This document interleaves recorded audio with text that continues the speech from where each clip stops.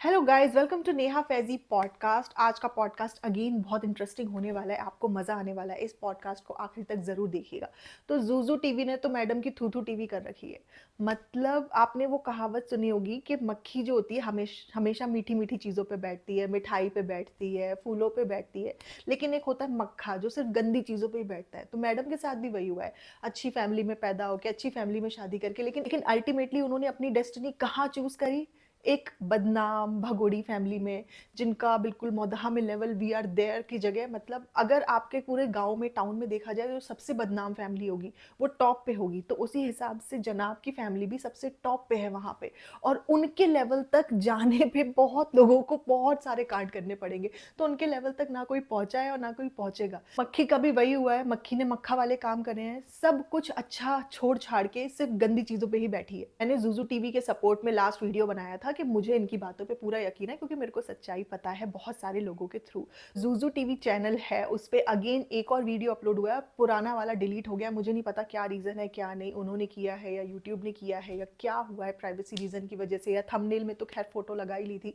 तो अगर कोई इंसान थंबनेल में फ़ोटो लगी है और यूट्यूब को ईमेल कर देता है कि यहाँ पे मेरी प्राइवेसी ब्रीच हो रही है, मेरे बारे में बात हो रही है, तो यूट्यूब वो वीडियो को टेक डाउन कर देता है आपके परमिशन के बिना। उस पे रिस्ट्रिक्शन लगा देता है कि वो अब विजिबल नहीं होगी। आई डोंट नो ऐसा हुआ है, क्या हुआ है, ये तो उनको ही बेहतर पता होगा। तो यहाँ पे उन्होंने क्लियरली बताया कि कैसे लोगों ने उनके ऊपर एलिगेशंस लगाए, उनको पीआर बोला, तो उन्होंने उस चीज़ की सफाई दी यहाँ। मैं आपको एक ही चीज़ बोलूँगी, आप जो भी हो, मक्खी के नेबर हो, उसके रिश्तेदार हो, उसकी फ्रेंड हो, उसको जानते हो बहुत क्लोज़ली, क्योंकि ये सिर्फ़ मक्खी को ही नहीं जानती हैं, ये उसके आस-पास के रिश्तेदारों को जानती हैं, उसके कर्मकांड जानती हैं, तो इन्होंने खुल के बहुत सारी चीज़ें बताई हैं। मतलब अगर ये सिर्फ़ नेबर होती, तो ये कुछ बाहर-बाहर की ऊपरी-ऊपरी बातें बताती, बट इन्होंने इतनी सारी इंटरनल बातें बताई हैं, वो मैं आज आपके साथ डिस्कस करूँगी। करने से पहले मैं ये बता दूँ, ये कोई पीआर स्टंट वगैरह कुछ नहीं हो रहा है, क्योंकि पीआर स्टंट का मतलब ये होता है कि हमारे बारे में बात की जाए, हमारे बारे में लोग बातें करें। लेकिन ये चीज़ मक्खी इतना ज़्यादा दबा के रखना चाहती है कि वो तो कभी चाहती नहीं है कि ये दुनिया के सामने खुले। जब-जब ये खुलती है, तब-तब मैडम का दिल लुप-लुप होता है कि कहीं अब प्रूफ ना हो जाए, कहीं ये, और प्रूफ लेके आइए, प्रूफ लेके आइए, प्रूफ लेके आइए। मतलब लोग क्या बर्थ सर्टिफिकेट लेके आ जाएँगे? लोग क्या तुम्हारे हॉस्पिटल की फ़ोटो लेकर के आ जाएँगे? जो आस-पास जानते हैं, एक बात बताइए, अगर कोई जानता है कि मेरी बेटी सारा है, तो वो क्या वो सारा की फ़ोटो लेकर के बैठे होंगे मेरे साथ में? ऐसा नहीं होता है ना। बस उनको पता है कि मेरी बेटी सारा है, और कल को मैं डिनाई करूँगी तो बोलेंगे नहीं, आपकी तो बेटी है, हमने उसको प्लेग्राउंड में खेलते हुए देखा है, हमने तो आपके घर में सामने उसको देखा है। इसी तरीके से नेबर्स होते हैं, जो फ्रेंड सर्कल वाले होते हैं, ऐसे बात करते हैं। कोई प्रूफ नहीं रख के बैठा होता, फ़ोटो नहीं खींच के बैठा होता कि हाँ, हॉस्पिटल में हम ये फ़ोटो खींच लेते हैं, आज से 10 साल बाद वो मना करेगी तो हम बोलेंगे नहीं, नहीं हमने तो फ़ोटो खींची है। ऐसा नहीं होता। अ, अगर आप कोर्ट में भी जाते हो, तो कोर्ट में अगर आई विटनेस, मतलब विटनेस का मतलब जिन्होंने अपनी आँखों से देखा है, उनको माना जाता है, उनको as a proof he consider किया जाता है। प्रूफ ये सिर्फ़ डिजिटल और बर्थ सर्टिफ़िकेट और लड़की की फ़ोटो, बच्ची की फ़ोटो मैंने भी बहुत निकालने की कोशिश की और मेरे पास में बहुत दिन के बाद जाके आई, मतलब अभी रिसेंटली कुछ टाइम के बाद आई। बट मैं उसको कभी भी विज़िबल नहीं करूँगी, कभी दुनिया के सामने नहीं दिखाऊँगी, क्योंकि उस बच्चे को आइडेंटिटी अगर उसकी छुपाई गई है और इतना सब रायता फैल चुका है, तो मैं चाहती हूँ कि वो छुपी ही रहे, वो नहीं आए। जब तक उस बच्चे का खुद का कॉल ना हो, वो 18 प्लस हो जाएगी तो वो खुद डिसाइड करेगी। उसको कैसे अपने साथ जो हुआ है, बिहेवियर जो रहा है उसकी माँ का, उसने कितनी पार्शियलिटी की है, क्योंकि वो बच्ची तो देख ही रही होगी ना, कैसे वो अपने दूसरे बच्चे के साथ में उसको ओबरॉय मॉल लेके जाती है, दुनिया के सामने खुल के उसको एक्सेप्ट किया हुआ है दूसरे बच्चे को, तो मुझे क्यों नहीं किया हुआ है? वो टाइम आने पे एक बच्चे की जो माइंड है ना, वो इवॉल्व होता है, वो सोचता है। जब वो एक्सप्लोर करेगी, वो बाकी बच्चों को देखेगी, उसको उसके फ्रेंड सर्कल में लोग बताएँगे। जब वो अपनी मर्ज़ी से अपनी ज़िंदगी जी सकेगी, अगर ऐसा वक़्त आएगा, तब वो हो सकता है कि इसको अच्छे से एक्सपोज़ करे। यू नेवर नो, अभी किसी ने ये भी नहीं सोचा था कि मैडम की पड़ोसन आकर के वीडियो बना देगी, बट हो रहा है ना। तो जब-जब झूठ बोलोगे, तब-तब पकड़े जाने के चांसेस तो रहेंगे। तो इनको किसी ने बोल दिया कि तुम है ना मक्खी के जो हस्बैंड है, एक्स, उन पे क्रश था क्या, ये था वो था। देखिए ऐसे एलिगेशंस लगते रहेंगे फालतू के, ये जो देखो, हम कुछ सच्चाई बयां करेंगे, हम कुछ बोलेंगे, तो इंसान जब उसका काउंटर नहीं कर पाता तो वो कैरेक्टर पे आ जाता है लड़कियों के, स्पेशली। ठीक है, तुम्हारा इस पे क्रश था, तुम इससे शादी करना चाहते हो, तुमने तुमने ये कर लिया, मेरे बारे में भी बोलते हैं, बट मुझे कोई फ़र्क नहीं पड़ता क्योंकि मैं बात कर रही हूँ सच्चाई पे। आप जिस पॉइंट पे मैं बात कर रही हूँ, उसी पॉइंट पे मुझे काउंटर करके दिखाओ। और अगर आप नहीं कर रहे हो, इधर-उधर की फालतू बातें कर रहे हो, तो आपकी तो हार वैसे ही हो गई। इसका मतलब आप मुझे गलत प्रूफ नहीं कर सकते, इसीलिए आप मेरे कैरेक्टर पे बात कर रहे हो। तो ज़ूज़ू टीवी जो भी आप वीडियो बना रहे हो, इन सब फालतू के कमेंट्स को एंटरटेन मत करो। आपको पता है आपका कैरेक्टर क्या है, ये फालतू के लोग जो भी बकवास करते रहेंगे, आपके बारे में किसी से भी आपका क्रश बना देंगे, किसी से भी आपका चक्कर चला देंगे, वो उन लोगों की हार है। उन लोगों के पास इसके अलावा कुछ कहने के लिए है ही नहीं, इसीलिए वो आपके कैरेक्टर पे अटैक कर रहे हैं। तो उनको इग्नोर करो क्योंकि वो गंद है और गंद को इग्नोर करना चाहिए। लोगों ने बोला इनको कि आप अपना फेस दिखा करके बताइए, आप जो भी बता रहे हो मक्खी के बारे में, तो उन्होंने बिल्कुल वैलिड पॉइंट अपना यहाँ पे दिया है कि मैं नहीं चाहती कि मुझे और मेरी फैमिली को रोक-रोक के लोग पूछे कि अच्छा आप वही हो ना? आपने इनको खुलासा किया था, आप मुझे बताओ। क्योंकि अगर ये फेस दिखा के बोलेंगी मैं नेबर हूँ, मैंने किया है, तो ये बहुत बड़ी और बहुत हिम्मत की बात होती है। तो ये बहुत बड़ा रिस्क है अपने साथ खुद, तो इतना रिस्क लेना आसान नहीं है।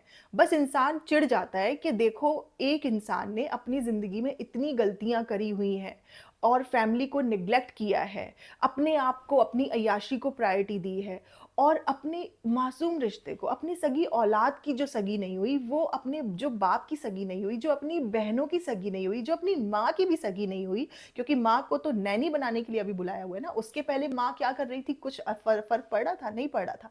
तो वो दुनिया के किसी रिश्ते की सगी नहीं हुई, वो अपने इन-लॉज़ की सगी हो जाएगी, हाँ? वो उनकी सेवा करेगी, वो उनकी अच्छी बहू।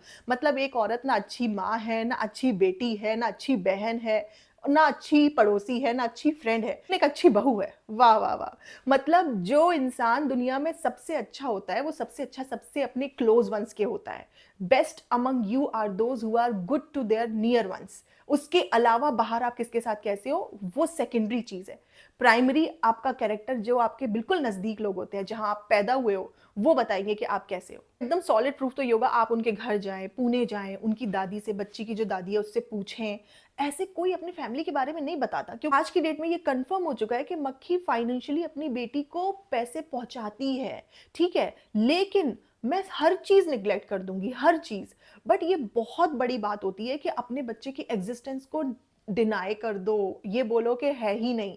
इसकी तो माफ़ी मतलब तुम्हें देगी ही नहीं जनता, बिल्कुल भी नहीं देगी। कुछ लोग कहेंगे वो अपनी फैमिली का अपने आप देख लेंगे, आप इन्वॉल्व नहीं हो। क्यों नहीं इन्वॉल्व हुए? वो यूट्यूब पे व्लॉग बना कर के पैसे कमा रहे हैं और वो उस तरीके का मतलब कैरेक्टर में ढले हुए हैं, उस तरीके का ढोंगीपना मचा रहे हैं जो कि उनकी रियल पर्सनैलिटी है नहीं। उनके फैमिली में एक-एक इंसान मतलबी और लालची है, लेकिन यहाँ पे आप लोगों को फैमिली के ऊपर व्लॉगिंग बना के दिखाई जा रही है। अगर कुकिंग भी दिखाते या कुछ अलग एंटरटेनमेंट व्लॉग बनाते तब भी मैं समझ पाती, लेकिन यहाँ पे तो एक ऐसी फैमिली, एक आदर्श बेटा, एक आदर्श बहू, एक आदर्श सास, एक आदर्श ननद, ऐसा वाला कंटेंट बना के आपको दिखाया जा रहा है जो कि रियल में है ही नहीं। तो ऐसे लोगों को तो एक्सपोज करना ही पड़ेगा। अगर एक्सपोज नहीं करोगे तो उल्लू बनते रहोगे। अगर आप वाकई बहुत अच्छे हो तो अपने तक ही रखो ना।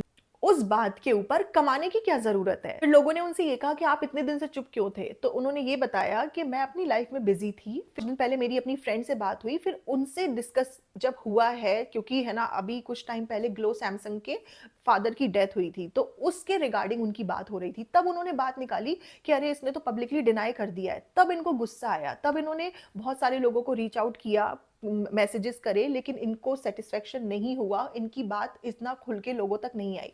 तो फिर इन्होंने डिसाइड किया कि मैं खुद से चैनल बना करके अपना फेस छुपा के सारी सच्चाई बताऊंगी। अच्छा ये सच बोल रही हैं, इनकी एक-एक बात सच है, ये तो बिल्कुल 100% कौन बताएगा? जो मक्खी के बिल्कुल घर वाले होंगे। लेकिन उन्होंने ऐसी-ऐसी बातें बताई हैं जिससे हमें ये पता चलता है कि ये बहुत क्लोज़ हैं, ये काफ़ी चीज़ें जानती हैं। जैसे कि मक्खी की सबसे बड़ी वाली बहन का नाम, आज तक कहीं पे भी उसकी बड़ी बहन का नाम नहीं पता, बट इनको पता है। फिर दूसरी बात, उस बच्ची के घर का क्या नाम है, वो भी इनको पता है। स्कूल में क्या नाम लिखा है इनको नहीं पता वाक़ई में, लेकिन घर का बच्चों का जो निकनेम होता है वो इनको पता है। और जब वो अपनी फ्रेंड से मक्खी के बारे में बातें कर रही हैं, तो आप देखो 2 फ्रेंड्स आपस में थर्ड पर्सन के बारे में कैसी बातें कर रही हैं। वो इसलिए नहीं कर रही कि इससे जेलस है या इससे चिढ़ रही हैं या इसको अननेसेसरीली हेट कर रही हैं। बट इसके कर्मों के ऊपर, इसकी जो हरकतें हैं उनके ऊपर वो डिस्कस कर रही हैं कि यार इसने कैसे पब्लिकली ये चीज़ कर दी, डिनाई कर दी। दे वर ऑल्सो इन शॉक कि ये कैसे कर सकती है, इतनी बेशर्म कोई कैसे हो सकता है। तो इन्होंने मक्खी को एक्सपोज करने के चक्कर में पेनू आंटी को भी एक्सपोज कर दिया, उनकी बहुत सारी बातें बता दी। तो जो पेनू आंटी हैं, उनकी भी ये दूसरी शादी है और मक्खी के पापा की भी ये दूसरी शादी है। मक्खी के पापा की जो फर्स्ट वाइफ है, उनकी डेथ हो चुकी थी कैंसर की वजह से और उनकी जो पहली वाइफ से बच्ची थी, उसका नाम था मीना। तो इतनी इंटरनल इन्फॉर्मेशन कोई दे रहा है, तो वो पीआर नहीं है। वो वाक़ई में इनको एक्सपोज़ करना चाहता है और वो क्यों एक्सपोज़ करना चाहता है? क्योंकि इन्होंने लोगों को उल्लू बना कर के, रिलिजन कार्ड खेल के, अपनी वो इमेज दिखा कर के लोगों का दिल जीता है, जो ये एक्चुअल में है ही नहीं।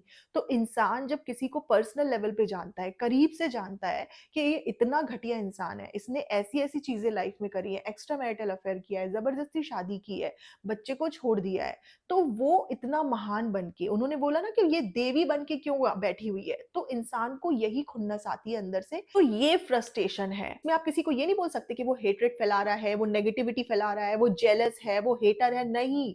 वो लोगों की आँखें खोल रहा है। वो इंसान एक्चुअल में आपको सही रास्ता दिखा रहा है। ये लोग आपको गुमराह कर रहे हैं। उन्होंने ये भी बताया कि जो पेनू आंटी है, बहुत अच्छी पंजाब की फैमिली जो वेल टू डू फैमिली है, वहाँ से बिलॉन्ग करती हैं। वो तो उनकी बहनों को देख के दिखता ही है। ये एक बार पुणे गई थी, मैंने उनकी आप इसकी कज़िन्स जो थी और इसकी जो मौसी थी, आप उनका पहनावा-ओढ़ावा उनको देख कर के पता लगा सकते हो कि वो खानदानी लोग हैं। वो ऐसे अगोड़े-भगोड़े टाइप के लोगों में रिश्तेदारी करने वाले लोग नहीं हैं, जो मैडम जहाँ पे मक्खा बन के जाके गंदगी में बैठ गईं। तो वो थोड़ा डिफरेंट, अलग तरीके की फैमिली है। तो इसीलिए वो मक्खी को पसंद नहीं करते और मक्खी का साथ देती हैं पेनू आंटी क्योंकि उनके पर्सनल बेनिफिट्स हैं बहुत सारी चीज़ों को लेकर के, वरना उन्हें कौन देखेगा, हस्बैंड भी साथ में नहीं है और बहनों के ऊपर कब तक डिपेंडेंट रहेंगी। मक्खी जब लात मार देगी तो वापस में एंड में इनको बहनों के पास ही जाना है क्योंकि ये तो व्लॉगिंग जब तक है और जब तक इसको अपनी माँ की ज़रूरत पड़ रही है, तब तक ही ये देख रही है। जब काम निकल जाएगा तो ये नहीं भी देखेगी उन्हें। इसके रिश्तेदार इसको इसलिए पसंद नहीं करते क्योंकि ये बात-बात पे कन्वर्ट हो जाती है, मतलब हर शादी में कन्वर्ट हो जाती है, तो लोग कह रहे हैं ये क्या लगा रखा है? मतलब उनको अच्छा नहीं लगता इससे रिश्ता जोड़ने में, इसीलिए वो शर्मिंदगी महसूस करते हैं। ना तो वो इसकी शादी में आए, इसकी दोनों शादियों में नहीं आए और फिर उसके बाद में इसकी ननंद की भी शादी हुई, मुंबई में रिसेप्शन हुआ तब भी नहीं आए, इसने अपना मुंबई में रिसेप्शन किया था तब भी नहीं आए, इसका कोई रिश्तेदार नहीं आया, इसका कोई खानदान वाला नहीं आया और यही एक रीज़न है कि ये इन सारे लोगों को साबित करने के लिए हमेशा ढिंढोरा पीटती रहती है कि मैं कितनी ब्लेस्ड हूँ, 4 लोग पकड़ लिए उनको लेकर के एक्टिंग करती रहती है कि हमारी बहुत अच्छी फैमिली है, हमारी फैमिली में बहुत प्यार है और ये कभी ज़िंदगी में खुल के एक्सेप्ट नहीं करेगी कि मैं कितना मेंटली परेशान होती हूँ। ये अम्मी और हैदर का बॉन्ड देख कर के, अम्मी और डब्बा का बॉन्ड देख कर के अपने आप को मक्खी के जैसा साइड किया हुआ है, कॉर्नर किया हुआ है लोगों ने। जब तक इस पे डिपेंडेंट थे तब तक इसकी खूब तारीफ़ करते थे। इसकी घटिया जो रेसिपी बनाती थी उसकी भी खूब तारीफ़ करते थे। आलतू-फालतू डिज़ाइन करती थी, कपड़ों में कुछ भी फ्लावर बना देगी, पेंटिंग कर देगी। ये खुद ही अपने आप को बोलती है, I am jack of all trade and master in none. मतलब मैं सब चीज़ें थोड़ी-थोड़ी जानती हूँ, लेकिन अकॉर्डिंग टू मी ये कोई भी चीज़ नहीं जानती है। बस हर चीज़ में हाथ डाल के उसको खराब करती है। जानती है एक्टिंग करना, लोगों को उल्लू बनाना, तो वही चल रहा है इसका। तो मैंने एक कमेंट भी देखा था कि इस फैमिली में सबसे ज़्यादा सेक्युलर जो है वो मैडम है, सारे ही धर्म में एक-एक बार कन्वर्ट हो चुकी हैं। और उसके नीचे एक रिप्लाई था कि वो भी पूरी शिद्दत से निभाती है। तो पूरी शिद्दत से निभाती नहीं है, पूरी शिद्दत से एक्टिंग करती है। मुझे पूरे दुनिया में एक भी ऐसा मुस्लिम इंसान नहीं दिखा है, जो कि बाय बर्थ या कन्वर्टेड मुस्लिम भी हो। मैं एक फ्रेंड को जानती हूँ, वो कन्वर्ट हुआ था। वो सिख था, फिर उसका खुद से उसने फ़ील किया और वो कन्वर्ट हुआ। उसी हिसाब से कोई अलग-अलग रिलिजन में अपने हिसाब से, अपनी चॉइस से कन्वर्ट कर रहा है, उसमें हमारा कोई पर्सनल इंटरफेरेंस नहीं होना चाहिए। क्योंकि हर इंसान की अपनी एक पर्सनल चॉइस होनी चाहिए कि उसको कौन-सा मज़हब फ़ॉलो करना है, कौन-सा रिलिजन फ़ॉलो करना है, उसका पर्सनल राइट है ये। लेकिन यहाँ पे जो मक्खी मैडम कर रही हैं, वो एक्टिंग कर रही है। कितने रमज़ान निकल गए, तुमने व्लॉगिंग शुरू करे हुए कितने रमज़ान निकाल लिए? रमज़ान के नाम पे तुमने कितना कंटेंट बनाया, तुम हिजाब भी बाँध के आ गई, तुम नहीं, सेहरी तो मैं ही बनाऊँगी, इतना तो सवाब कमाऊँगी, पीरियड। 30 दिन बनाएगी नहीं, 2 दिन में इसकी हवा निकल जाती है। कोई भी काम इसको कंटिन्यूटी में करना नहीं है। ये शो जो इसका चल रहा था, कहाँ हम कहाँ तुम, वहाँ पे भी इसने बोला कि मैं लिमिटेड टाइम के लिए शूट करूँगी, इतने टाइम आऊँगी, चली जाऊँगी, 8 से 9 घंटे करूँगी। वहाँ पे भी बहुत परेशान किया, कभी-कभी लेट भी बहुत जाती थी। लेकिन फाइनली वो ऑफ एयर हो ही गया और ससुराल मक्खी का में भी बहुत ज़्यादा आखिरी टाइम में उन लोगों को परेशान किया। कभी शूट में बीमार हो जा रही है, कभी ये हो जा इसको हर चीज़ की सिम्पैथी चाहिए। इसको पीरियड्स आएँगे उसमें डाउन हूँ, हार्मोनल इश्यू हो रहे हैं, साइकिल आई हुई है, इसकी भी तुम्हें सिम्पैथी चाहिए। भाई कुछ चीज़ पर्सनल रखो ना। ये सब बातें तुम वो पॉटी करके आती हो वो भी बता दिया करो, अभी-अभी गई थी बहुत मुश्किल से हुई है। हैं? तो हर चीज़ की सिम्पैथी आप नहीं ले सकते ना, कुछ होना भी तो चाहिए। ये बंदी इतने साल से हम व्लॉगिंग देख रहे हैं इनकी, एक टाइम भी नमाज़ ऑफर नहीं करती और नमाज़ पढ़ने के लिए ज़रूरी नहीं है कि आपको सब कुछ रटा हुआ होना चाहिए, आना चाहिए, आप बोल के नमाज़ पढ़ोगे तभी आपकी नमाज़ मानी जाएगी, नहीं। आपकी नमाज़ आगे अम्मी पढ़ रही हों, पीछे आप खड़े हो जाओ, जो-जो एक्शन वो कर रही हों नमाज़ के वो आप रिपीट करो, उनके बाद फॉलो करो मतलब उन्हें, आपकी नमाज़ मानी जाएगी। जैसे आप पंडित जी को जाते हो, आरती करते हैं पंडित जी, आप लोग पीछे खड़े होते हो हाथ जोड़ के, तो आपकी भी आरती मानी जाती है। उसी हिसाब से अगर आप नमाज़ पढ़ने की नियत रख रहे हो, अगर आप कनेक्टेड हो ऊपर वाले से, तो आप कैसे हो सकता है कि आप एक फ्राइडे की भी नमाज़ ना ऑफ़र करो? क्योंकि आप एक्टिंग तो बहुत ज़्यादा करके दिखाती हो, इतना नवाज़ती है कि हम इसके लायक ही नहीं है। एग्ज़ैक्टली तुम इसके लायक नहीं हो और जिसको नवाज़ा गया है in terms of monetary benefit, ज़रूरी नहीं है कि ऊपर वाले ने उसको नवाज़ा है। ऊपर वाले ने आपको फ्री विल दी हुई है, फ्री विल, जो आप चाहते हो दुनिया में आप करो। हाँ, ऊपर वाले की मर्ज़ी हर चीज़ में है, लेकिन फ्री विल का मतलब ये है कि तुम अपनी मर्ज़ी से जो-जो करना चाहते हो करो, बाद में हिसाब-किताब होगा जो होगा। उसमें ये नहीं है कि कोई चोर-उचक्का बन गया और वो चोरी करके आ गया 20 लाख की और उसने अपनी बीवी को सेट बना के दिया कितना ज़्यादा नवाज़ा है, गोल्ड के सेट से नवाज़ दिया है। ये नौटंकी नहीं है। जो ढोंग करके लोगों को उल्लू बना करके लो एफर्ट इनकम जनरेट करके लोगों को दिखा रहे हो कि हम लोगों को इतना नवाज़ा है, तो ये सब नौटंकी ऊपर वाले की तरफ से तुम्हारे लिए नहीं हुई है। ये तुमने खुद अर्न करी है। This is your choice. तुमने एफर्ट डाले हैं ना इसके लिए, तुमने ढोंग किया है ना, तुमने कितनी सारी चीज़ें लोगों से छुपाई। तो उस चैनल पे किसी ने ये भी पूछा कि आपने मक्खी की शादी में नहीं गए, आप पड़ोसी थे। उन्होंने बताया कि इनकी शादी जब हुई है किसी को कुछ पता ही नहीं चला, बस ये पता चला बहू आ गई। तो इसका रीज़न क्या था बहुत बार ये डिस्क्लोज़ हो चुका है, बहुत बार, that she was pregnant before marriage मतलब शादी के पहले ही। क्योंकि अगर आप देखोगे तो ग्लो सैमसन की जो दूसरी शादी हुई है वो भी बहुत धूमधाम से हुई है और ग्लो के भाई की भी जो शादी हुई है वो भी बहुत धूमधाम से हुई है, सब नाच रहे हैं पूरी फैमिली। तो सिर्फ इसी के टाइम पे क्यों उनको ऐसा ख़्याल सूझा कि नहीं इसको चुपचाप से बहू बना के ले आते हैं? क्योंकि अगर शादी करते तो डेट्स का पता चल जाता जब डिलीवरी होती। तो कई बार ऐसा होता है, हमने आलिया भट्ट का देखा, हमने ट्विंकल खन्ना का देखा, ये लोग पहले प्रेग्नेंट होते हैं, फिर शादी करते हैं, फिर बच्चा पैदा करते हैं। तो चलो कोई बात नहीं, इंसान की फ्री विल है, करो जो करना है। उसके बाद में वहाँ पे भी उन्होंने बताया कि इसको किसी ने फ़ोर्स नहीं किया था कन्वर्ट होने के लिए, ये खुद ही चर्च जाना शुरू किया, खुद ही अपने नाम के आगे इसने सैमसंग लगाया, खुद ही इसने अपने आप को कन्वर्ट कर लिया कि नहीं मैं तो अब यही हूँ, मैंने तुमसे शादी कर ली है। लेकिन यहाँ पे ऐसा नहीं है, यहाँ पे कंडीशन थी, क्योंकि अगर आपको निकाह पढ़ना है तो आपको मुस्लिम ही होना पड़ेगा। यहाँ पे कंडीशन थी और इसने खुशी-खुशी एक्सेप्ट नहीं किया, ये तो उल्टा शर्मिंदगी महसूस कर रही थी। इससे जब पूछा गया इंटरव्यू में, ये पर्सनल है, ये मेरी गुड़िया को पता है, मेरी अम्मी को पता है, पर्सनल है। क्यों भाई? खुल के, शान से बोलो, "yes, I accepted this religion and I like this religion." क्या प्रॉब्लम है? किसी को भी एक्सेप्ट कर रहे हो, प्रॉब्लम क्या है? छुपाने की क्या ज़रूरत पड़ी? बिकॉज़ तुम्हें छुपाना था। तुम्हें बस अपना काम निकालना था शादी करके। अब व्लॉगिंग में तुम खुल के क्यों दिखाती हो? क्योंकि तुम्हें पैसे कमाना है उसको यूज़ करके रिलिजन को। तो अब तुम लोग जो ऊपर वाले का सगा नहीं है, वो दुनिया में किसका क्या सगा होगा? ये हमेशा से ये भी बोलती रही है कि बहुत लड़ाइयाँ होती थी, इसीलिए मेरा पढ़ाई में मन नहीं लगता था, बहुत छुट्टी करती थी स्कूल की, ये वो। मैं मानती हूँ माँ-बाप की लड़ाई होती है, बच्चे डिस्टर्ब हो जाते हैं, माँ-बाप को नहीं लड़ना चाहिए। इतना मैच्योर होना चाहिए कि आपके मिसअंडरस्टैंडिंग और आपका जो भी कंपैटिबिलिटी इश्यूज़ हो रहे हैं, उसका असर आपके बच्चों पे ना पड़े। लेकिन कोई-कोई माँ-बाप इतने इमैच्योर होते हैं, सोचते ही नहीं है, उनको अपना ईगो इतना ज़्यादा मैटर करता है कि वो बच्चों के ऊपर ध्यान ही नहीं देते। तो उसी हिसाब से पेनू आंटी एंड मक्खी के अंकल का ट्यूनिंग रही है, बहुत ज़्यादा लड़ाई, झगड़े ये सब चीज़ होती थी, वो भाग जाती थीं कई-कई दिन के लिए घर से चली जाती थीं। लेकिन अंकल ने अब तक डिवोर्स नहीं दिया, इतने खुन्नस में हैं अंकल डिवोर्स नहीं दे रहे, सेपरेटेड हैं बहुत टाइम से, लेकिन डिवोर्स दे ही नहीं रहे। मक्खी के जो पापा हैं, वो वाक़ई में बहुत रेप्यूटेड पोस्ट से रिटायर हुए हैं। उनकी जो पेंशन आती है, वो हज़ारों में नहीं, वो लाख के ऊपर है। मतलब उनको अपने आप को देखने के लिए इसकी कोई ज़रूरत ही नहीं है। ये जो इंटरव्यू में बोल के आई है कि मैं 5 घर चलाती हूँ, कभी-कभार अपने पापा को गिफ्ट दे देना, उसका मतलब ये थोड़ी है कि तुम उनका घर चलाती हो। उनकी पेंशन बहुत ज़्यादा है और काफ़ी अच्छी पोस्ट से वो रिटायर हुए हैं। ये मैं कन्फर्म होके बता रही हूँ आपको। आज की डेट में हर जगह बाहर जा के इसकी बुराई करें, लेकिन कुछ दिन बाद व्लॉग की डिमांड होगी, आके वो भी एक्टिंग करने लगेंगे। तो ये पूरी फैमिली जो है, जो मक्खी के अंदर क्वालिटीज़ आई है, अपने मम्मी-पापा की फेकनेस देख कर के ही आई है। तो जो मक्खी की बड़ी बहन है, राधिका, तो उसने जेईई क्रैक किया। और उसने फिर बीटेक की, इंजीनियरिंग की। पढ़ाई के दौरान ही उनको एक लड़का पसंद आया जो कि साउथ इंडियन था, वो भी वहीं जेईई क्रैक करके बीटेक कर रहा था और फिर उनकी शादी हुई, वो लोग अमेरिका में सेटल हो गए और आज की डेट में इनसे कोई मतलब ही नहीं रखते मक्खी से। तो आप देखो सेम घर में बच्चे हैं, लेकिन एक लड़की ने जेईई क्रैक किया और जो कि बहुत बड़ी बात होती है, बहुत टफ कॉम्पिटिशन है उसका कि मतलब मैं बता ही नहीं सकती। और उसको क्रैक करके बीटेक करके अमेरिका में सेटल होना, ये तो मतलब 1% लोग भी नहीं कर पा रहे हैं इंडिया के। ये अपने आप में बहुत बड़ी बात है, बहुत बड़ी।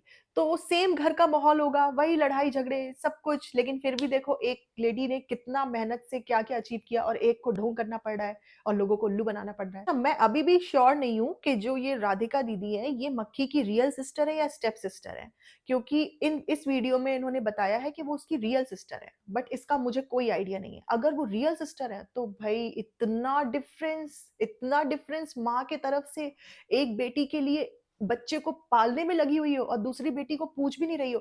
मैं बोल रही हूँ चलो रियल नहीं है, स्टेप सिस्टर ही है, लेकिन कुछ वक्त तो तुमने बिताया है ना। तुम्हारे चलो हस्बैंड से रिलेशन खत्म हो गया, क्या वो बच्चों से भी खत्म हो गया? तो सोचो जब अभी इतना डिफरेंस है तो बचपन में कैसे ट्रीट करती होंगी ये पेनू आंटी उन बच्चियों को। सबसे ज्यादा अनफेयर तो उन बच्चियों के साथ हुआ जिनकी माँ नहीं थी, अभी इतना निग्लेक्ट करती हैं तो बचपन में क्या ही परवरिश देती होंगी उनको। और मुझे ये भी पता चला था कि जो मक्खी के पापा है वो हमेशा पेनू आंटी से इसलिए नाराज रहते हैं क्योंकि वो सौतेला व्यवहार करती थी अपनी बच्चियों के साथ। तो उसमें तो कोई डाउट है ही नहीं। आज की डेट में ही देख लो, भाई तुम्हारे हस्बैंड से नहीं बन रही लेकिन उन बच्चों से तो आना जाना मिलना जुलना करो ना, बट कोई नहीं मिलती बिल्कुल भी। तो इनका पैटर्न देखो, अपनी बहनों से पेनू आंटी का मतलब निकल जाता है तो यहाँ पे आके डायलॉग मारती है, इतना प्यार तो मुझे मेरे अपने लोगों ने भी नहीं दिया। मक्खी का जिससे मतलब निकल जाता है, मेरा ब्लैक पैच था। और मतलब इन लोगों को हर इंसान को यूज करके उसी को ही बदनाम करने की आदत है। ये मक्खी कभी भी अपने इन लॉज के और अपनी पहली शादी के बारे में कभी भी सच नहीं बताएगी, क्योंकि सच बताएगी तो फिर ये एक्सपोज हो जाएगी। इस वीडियो में उन्होंने ये भी बताया कि ये शूट के लिए जो टाइमिंग होती थी उससे भी बहुत पहले चली जाया करती थी, उस वजह से शादी में डिफरेंसेस आ रहे थे। हमें क्लियरली दिख रहा है कि इनका एक्स्ट्रा मैरिटल अफेयर था, तो ऑब्वियसली जिस भी शादी में एक्स्ट्रा मैरिटल अफेयर होंगे तो डिफरेंसेस तो आएंगे ही आएंगे। इससे बड़ी बात क्या हो सकती है शादी बर्बाद होने के लिए? ये तो बिल्कुल एंड पॉइंट होता है, इसको तो बर्दाश्त ही नहीं कर सकता इंसान। तो लोग अपने अपने रास्ते निकल जाते हैं और सबसे ज्यादा जो इम्पैक्ट पड़ता है वो किस पे पड़ता है? बच्चों पे। जिंदगी किसकी खराब होती है? बच्चों पे। ट्रॉमा किसको मिलता है? बच्चों को। किसने की? माँ बाप ने। भुगतेगा कौन? बच्चे। इसकी जो ऑफिशियली शादी हो चुकी थी 2008 में हो चुकी थी, लेकिन जब जब इसने इंटरव्यू दिया है तब तब इसने अपनी शादी का जो डेट बताई है वो 2011 बताई है। तो जो मीडिया वाले होते हैं वो अपने तरफ से, हर मीडिया पोर्टल एक ही शादी की डेट अपने तरफ से बना के नहीं लिखता। हिंदुस्तान टाइम्स में जब इसने इंटरव्यू दिया था तो उस इंटरव्यू में वो डेट मेंशन थी कि इस डेट में इनकी शादी हुई, इतने टाइम तक इनकी शादी रही, फिर 2015 में इनका डिवोर्स हो गया। तो उस चीज को ये कंफर्म कर रही थी ना कि 2011 में शादी हुई, 15 में डिवोर्स हुआ, लेकिन रियलिटी ये नहीं है। 2008 में शादी हुई है। उसका प्रूफ ये है कि फिर ने एक वीडियो बनाया था इसके एक्स्ट्रा मैरिटल अफेयर को एक्सपोज करते हुए, उसमें उसने सारे स्क्रीनशॉट्स दिखाए थे फेसबुक पे मैसेजेस के, 2010 या 2009 के मैसेजेस भी दिखाए थे, जिसमें इसके मक्खी के इन-लॉज या रिश्तेदार पूछ रहे थे कि मक्खी कहाँ है या उसके बारे में कुछ। तो उसमें जो ग्लो सैमसंग था वो मक्खी की तरफ से रिप्लाई कर रहा था। तो इसका मतलब उस टाइम पे तुम शादीशुदा थे। तो ये प्रूव होता है कि 2009 में तुम शादीशुदा थे। तुम्हारी शादी हुई थी 2008 में, लेकिन तुम अपने इंडस्ट्री में आने के बाद में डेट्स मैनिपुलेट करते हो। अब आप खुद ही दिमाग लगा के सोचो कि अपनी शादी की डेट गलत बताने का क्या रीजन हो सकता है? ऐसा क्या छुपाना था कि इसने अपनी शादी की डेट सही नहीं बताई? आप लोग खुद ही दिमाग लगाओ कि अपने शादी का ईयर इसने सही क्यों नहीं बताया? ऐसा क्या रीजन हो सकता है कि अपनी शादी का ईयर सही नहीं बता रही है? 2011 क्यों बताया इसने सबको जबकि 2008 है? 2009 के एज अ मैरिड कपल तुम्हारे फेसबुक पे मैसेजेस भी हैं जो कि कॉफी बी ने एक्सपोज कर दिया था। इसने ये भी बताया था कि मैंने फ्लाइंग से 2 साल का ब्रेक लिया था, लेकिन इसने कभी रीजन नहीं बताया मैंने क्यों ब्रेक लिया था। My back was completely gone, my back was hurt, my back was gone. और नच बलिए में उछल उछल के नाच रही थी। 3 to 16 आवर्स की जो शिफ्ट होती है ससुराल मक्खी का, वो शूट कर रही थी, जिसकी बैक चली जाती है वो इतने लंबे शूट्स कर रहा है आराम से, और उसका रीजन भी नहीं बता रहा है। खैर अब तो दूध का दूध पानी का पानी है। अब कोई फोटो लाके, बर्थ सर्टिफिकेट लाके, बच्ची से बुलवा के यही रह गया है क्या? इतने सारे प्रूफ जो आ गए वो काफी नहीं है।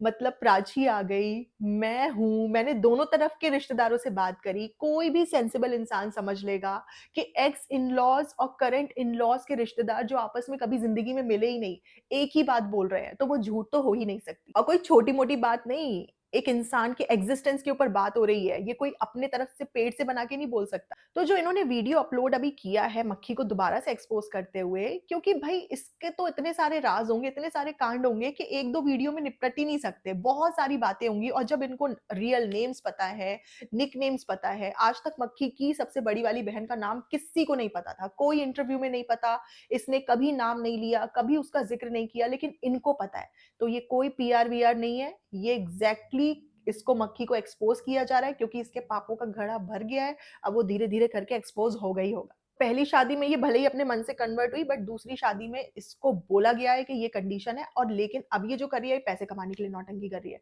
एक भी मुस्लिम ऐसा दुनिया का बता दो जो कि फ्राइडे की नमाज़ ना अदा करता हो, मैं चलो फ्राइडे की भी नमाज़ भूल जा रही हूँ, जो रमज़ान में नमाज़ नहीं पढ़ता हो। मतलब ऐसा कोई भी मुस्लिम नहीं होगा जो कि रमज़ान में नमाज़ नहीं पढ़ता। रमज़ान का अलविदा जुमा निकल जाता है, उसकी भी नमाज़ नहीं पढ़ती ये बंदी, तो तुम कैसी मुस्लिम हो? मतलब बेटा जन्नती, बहू फरिश्ता और अम्मी सुन्नती। उनकी सुन्नतें ही नहीं पूरी हो रही हैं, कुछ भी अनशन गलत-सलत बता रही हैं। कह रही हैं, "ज़्यादा नहीं 15 30 नहीं दिलाओ, 30 नहीं दिलाओ, 15 दिला दो। 15 सूट दिला दो रमज़ान के, 15 सूट में हम निकाल लेंगे। 15 सूट में कैसे-तैसे करके रमज़ान निकालेंगे। हिसाब नहीं होता कपड़ों का, सुन्नत होती है।" इतना गलत-सलत इस्लाम के नाम पे फेंके चली जा रही हैं। मतलब अकॉर्डिंग टू अम्मी जान, ये जो रमज़ान का महीना है, इसमें रोज़ नए कपड़े पहनने चाहिए। रोज़ फिज़ूल खर्ची करनी चाहिए, रोज़ भर-भर के डेकोरेशन। भाई रमज़ान के महीने को बोला गया है इबादत का महीना, उसमें नमाज़ पढ़िए, रोज़े रखिए, किसी ने ये नहीं बोला कि रोज़ नए कपड़े पहनिए, रोज़ नई डेकोरेशन करिए, रोज़ पकोड़े और गुलगुले तल के खाइए, रोज़ नए-नए पकवान बनाइए। हाँ, देखो फास्टिंग करते हैं और एक वो रमज़ान का रौनक रहती है घरों में, है ना?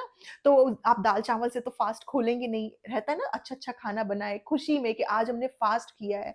तो एक वो अलग तरीका है फास्ट को ब्रेक करने का। बट उसका मतलब ये नहीं है कि इसी का मीनिंग रमज़ान है। ये इंसान की खुद की चॉइस है कि वो अपनी खुशी से कितने एफर्ट लेना चाहता है। बट उसके चक्कर में आप मेन जो इवेंट है उसको इग्नोर नहीं कर सकते। 30 नहीं तो 15 दिला दो। फिज़ूल खर्ची इसको अवॉइड करने के लिए बोला गया है। चैरिटी करने के लिए बोला गया है। ये तो यहाँ पे रमज़ान के महीने में अननेसेसरीली खर्चे बता रही है कि रोज़ नया सूट पहना जाए। और फिर सानू बेटे ने टोक दिया, "अम्मी आपका कपड़े ठीक नहीं लगे।" तो सानू बेटा तुम्हारे कपड़े कब ठीक लगते हैं? तुम तो औरतों के कपड़े पहन के खड़े रहते हो, हैं? आज तक तुमने अपना ड्रेसिंग सेंस देखा है? तुम्हारे ऐसे-ऐसे कपड़ों में मैंने तुम्हारे वीडियोज़ देखे हैं कि मुझे बिल्कुल छपरी प्रो मैक्स बोलने में बिल्कुल भी हेजिटेशन नहीं होती। ये जो अम्मी ने स्टेटमेंट दिया है कि कपड़ों का हिसाब नहीं होता, ये सब फालतू बातें हैं। ऐसा कुछ भी नहीं है। पूरे रमज़ान आप नए-नए कपड़े पहनिए, कपड़ों का हिसाब नहीं होता, ये इन्होंने अपने तरफ से बनाया हुआ है या किसी का सुना-सुनाया बोल रही हैं, but there is nothing like this in Islam, बिल्कुल भी ऐसा नहीं है। आपको साफ-सफाई का ध्यान रखना है, क्लीन रहना है, अपना घर साफ रखना है, सिर्फ रमज़ान ही नहीं, बट ये तो नॉर्मल डेज़ में भी ज़रूरी है, सिर्फ रमज़ान ही नहीं। बट यहाँ नए-नए कपड़े लाओ, फिर पहन के फेंक के दे देंगे किसी को, मैं देती रहती हूँ, उतरे हुए, उतरन देती रहती हूँ। नए कपड़े दो, अपने एम्प्लॉइज़ को नए कपड़े दो। उन्होंने ये भी बताया कि किस तरीके से इसने अपने हस्बैंड को डिफेम किया, ये बोल के कि मेरे को कपड़े नहीं पहनने देता था, छोटे कपड़े भी बट मुझे ऐसा लगता है कि बचबलिए में वो ये कहना चाह रही थी कि मेरे कपड़ों पे मुझे टोकता था।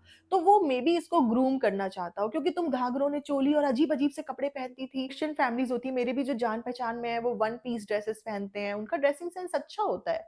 तो वो शायद इसको ग्रूम करना चाह रहा होगा।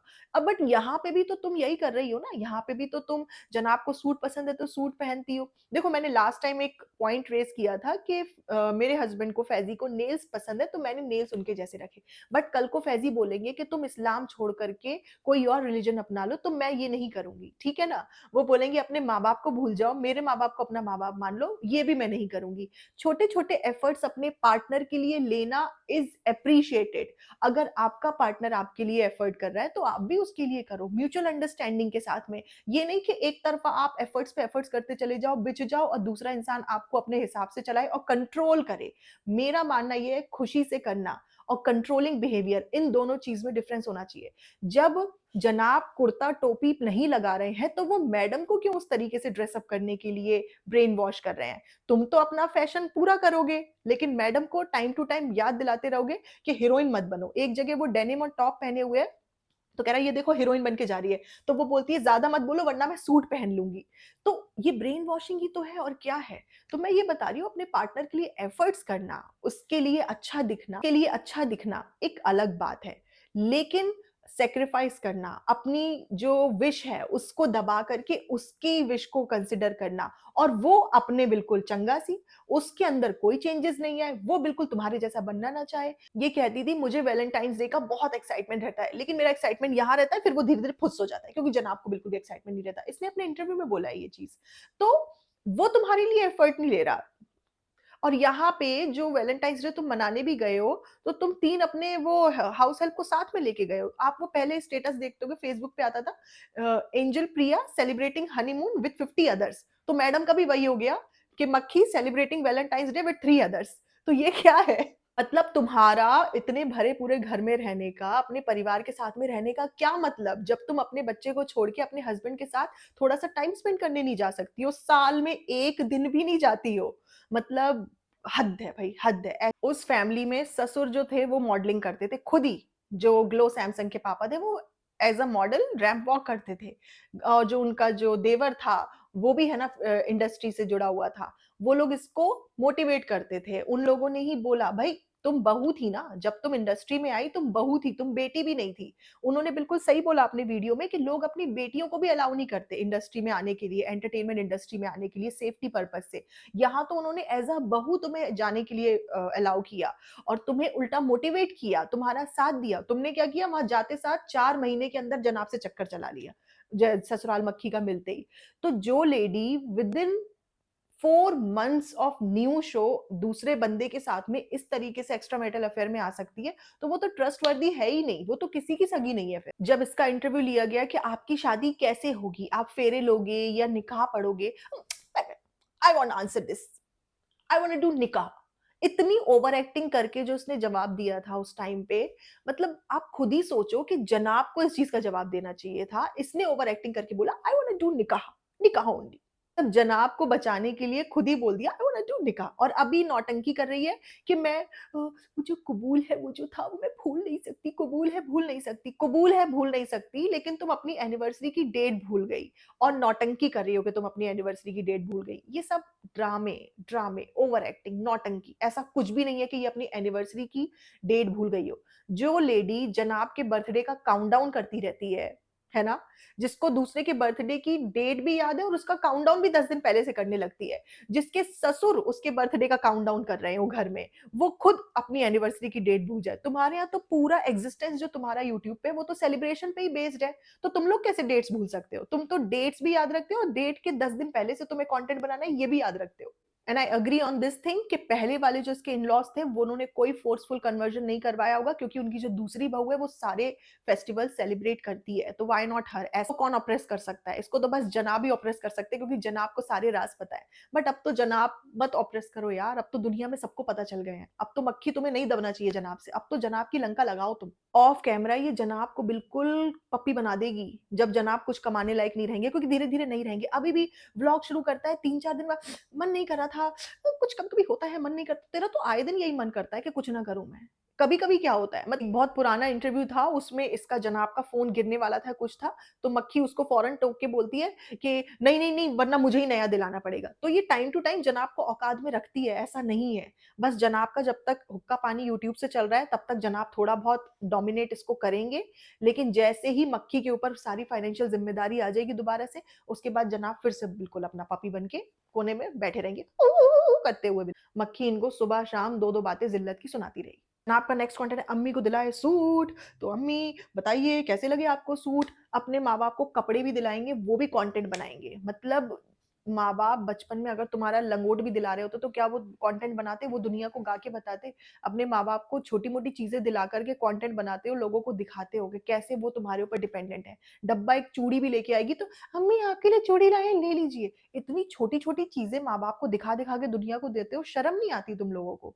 चलो कोई बड़ा गिफ्ट है, कोई मैं मानती हूँ कि कोई गोल्ड का कुछ अच्छा-सा आइटम आप दे रहे हो, आईफ़ोन दे रहे हो, एप्पल वॉच दे रहे हो, दुनिया भर की चीज़ें मैं समझ रही हूँ जो एक्सपेंसिव हाई एंड चीज़ें हैं जो कि आप वाक़ई में खुशी से दे रहे हो, उनके किसी स्पेशल डे पे दिखा के चलो दे दिया। लेकिन छोटी-छोटी चीज़ें अपने माँ-बाप के लिए कौन दिखा के करता है? वो इंसान तो बिल्कुल भी नहीं करता जो अपने माँ-बाप की इज़्ज़त करता है।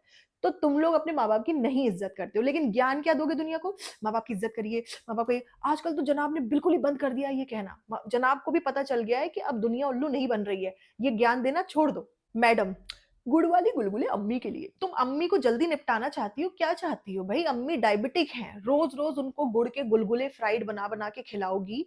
ये कोई एक ऐसा इंसान तो अपने माँ-बाप के लिए कर नहीं सकता जो माँ-बाप की फ़िक्र करता हो। भई मैं मान ही नहीं सकती कि किसी इंसान को अपने माँ-बाप की फ़िक्र है, जैसे जनाब बोलते हैं ना, "अम्मी एप्पल वॉच आपके लिए, मैं आपके स्टेप्स देखूँगा, अम्मी देखूँगा आपके स्टेप्स।" कितनी नौटंकी की थी इसने कंटेंट बनाने के चक्कर में कि इसको अपनी माँ की कितनी फ़िक्र है। लेकिन अब ये रोज़ रूह अफ़ज़ा का शरबत अपनी अम्मी को पिलाएँगे, मीठा-मीठा, मीठे-मीठे गुड़ के गुलगुले। अच्छा मैडम को ये लगता है गुड़ के गुलगुले हैं तो वो हेल्दी हैं। मतलब चीनी के गुलगुले होंगे तो वो अनहेल्दी हैं और गुड़ के गुलगुले हेल्दी हैं। वाह भई वाह! तुम लोगों को एक तो पढ़ाई-लिखाई की बहुत ज़्यादा ज़रूरत है क्योंकि तुम लोग गँवारों के साथ रह के सारे ही गँवार बन चुके हो। रोज़ fried gulgule and Rooh Afza का शरबत पीना है एक डायबिटिक लेडी को और फिर बोलोगे दुआएँ करिएगा, ऐसे कैसे दुआएँ लगेंगी जब तुम ये सब खाओगे-पियोगे तो? देखिए, ओवरऑल तो बहुत सारी बातें होती रहेंगी, लेकिन मैं आप सबसे जितने भी लोग देख रहे हो, मुझे कोई भी अगर हेट देने आए या जिसने ये वीडियो डाला है ज़ूज़ू टीवी पे, उनको आप कुछ कह रहे हो, मैं सिर्फ़ आपसे ये पूछना चाह रही हूँ, आपके घर में अगर मैडम जैसी बेटी पैदा होगी, तो आपको खुशी होगी? आप मुझे बस इतना बताना। जो-जो उसने अपने माँ-बाप के साथ या अपने एक्स के साथ किया है, क्या आपके घर में एक बेटी होकर के इस तरीके की हरकतें करेगी तो क्या आप खुश होगे? आप चाहोगे कि मैडम जैसी बेटी आपके घर में पैदा हो? अगर हाँ, तो हमें जितनी भी गालियाँ देनी है दे लो। सारा पैटर्न मैडम का देख के, सोच समझ के फिर बताना। अगर हाँ, तो ठीक है दे दो गालियाँ कोई टेंशन नहीं है, क्योंकि हम तो सच बोलते ही रहेंगे, हमारे जो मन में आएगा अपनी जो ओपिनियन रखनी होगी हम रखेंगे। क्योंकि हमें सुनने वाले इतने लोग हैं, हमसे एग्री करने वाले इतने लोग हैं, तो हमें तो कोई रोक ही नहीं सकता। और धीरे-धीरे आप लोग भी समझ जाओगे, क्या पता इससे भी बड़े-बड़े धमाके और खुलासे होने लगे। लेकिन रमज़ान में कितना बढ़िया गिफ्ट मिला है मैडम को है। जनाब एकदम चिल्डम चिल्ड एसी करके आराम से सुकून से बैठे हुए थे। पिप्पी मैं सेहरी बनवा लूँगा, पिप्पी मैं सेहरी बनवा लूँगा। नहीं इसका सवाब तो मुझे चाहिए ही चाहिए, पीरियड। इतनी नौटंकी, इतनी नौटंकी, रिलिजन के नाम पे उल्लू बना रहे हैं। क्या जनाब को पता था कि पहले रोज़े का व्लॉग मैं उसी दिन डालूँगा, तो सुबह से इसने व्लॉग बनाना शुरू किया, दिन भर उसको बैठ के ये एडिट करता रहा, फिर इसने इफ्तारी का व्लॉग बनाया, इफ्तारी के बाद में इंसान नमाज़ पढ़ता है, तरावी में जाता है, वो सब साइड में। व्लॉग बैठ के एडिट कर रहा है, व्लॉग अपलोड किया, मेरा पहला व्लॉग अपलोड हो गया, कंटेंट रमज़ान के नाम पे चला गया, बस ये इनकी प्रायोरिटी है। हम लोग तो बैठ के बोल के बना रहे हैं, हमें 1 घंटा लगता है बोलने में। ठीक है, वो भी हम जब एकदम फ्री हो जाते हैं, रोज़ा, नमाज़ अपना सब कुछ कर करा के आखिरी में फिर आपसे बात करके वीडियो बनाते हैं। ये बंदा सुबह से शुरू करता है सोचो, सुहूर के टाइम से, सहरी के टाइम से शुरू करता है, दिन में कंटेंट बनाता है, फिर उसके बाद इफ्तारी का कंटेंट बनाता है, फिर उसके बाद उसको एडिट करता है, फिर उसको सेम डे अपलोड करता है। तो ऐसे तुम्हारे रमज़ान जा रहे हैं। इनका तो मेरे दे दे रमज़ान के नाम पे दे दे बाबा, दे दे रमज़ान के नाम पे दे दे। इनका यही चल रहा है, अभी तीसों दिन यही चलेगा। रमज़ान में बहुत रौनक होती है अम्मी, रमज़ान में अब देखो इनके व्यूज़ बढ़ते नहीं बढ़ते। लेकिन रमज़ान के नाम पे बहुत कंटेंट बनाने वाले हैं ये। सिर्फ़ ऊपर वाले के नाम पे कंटेंट छापो। तो चलिए आज के लिए इतना ही, मिलेंगे बहुत जल्द और मैं तो उम्मीद कर रही हूँ ज़ूज़ू टीवी और भी जो कुछ पता हो, जो भी इनकी हकीकत पता हो, सब बता दो दुनिया को। एंड आप सब लोगों को thank you so much for all your Ramzan wishes. बहुत सारे लोगों ने मेरे को लास्ट व्लॉग में कमेंट किया, बहुत सारे लोगों ने देखा वो video. Thank you so much guys, ये आप लोगों का सपोर्ट है, हम लोगों की सच्चाई है और हम लोगों का भरोसा है कि सच्चाई दुनिया में जब सामने आएगी तो धीरे-धीरे सबको समझ आएगी। जो रिलिजन का यूज़ करता है, उससे बड़ा ढोंगी कोई नहीं होता है। तो भई ज़ूज़ू टीवी बताओ खुल के, we are there to support you. ज़ूज़ू टीवी स्टे स्ट्रॉन्ग, घबराने की कोई ज़रूरत नहीं है। ये कुछ नेगेटिव कमेंट्स आते हैं, इनको इग्नोर करो। तुम्हें इतना प्यार भी तो मिला है, इतने लोगों ने तुम पे भरोसा किया है। 90% से ज़्यादा लोग तुम्हें यकीन के साथ देख रहे हैं, भरोसा कर रहे हैं, तो उनका ट्रस्ट ब्रेक मत करो और इनको एक्सपोज़ करो। उस सपोर्ट और उस प्यार पे कॉन्संट्रेट करते हैं हम। आज के लिए इतना ही, मिलते हैं बहुत जल्द। कभी-कभार हो सकता है एनर्जी थोड़ी डाउन हो जाए, तो बस 1 महीने के लिए मुझे माफ़ कर दीजिए आप, क्योंकि रूटीन बहुत बिज़ी रहता है, लेकिन इसके बाद में एनर्जी पूरी आएगी, मैं आपको प्रॉमिस करती हूँ। मिलेंगे बहुत जल्द नेक्स्ट पॉडकास्ट में, अपना ख़्याल रखिए, bye bye, take care and lots of love.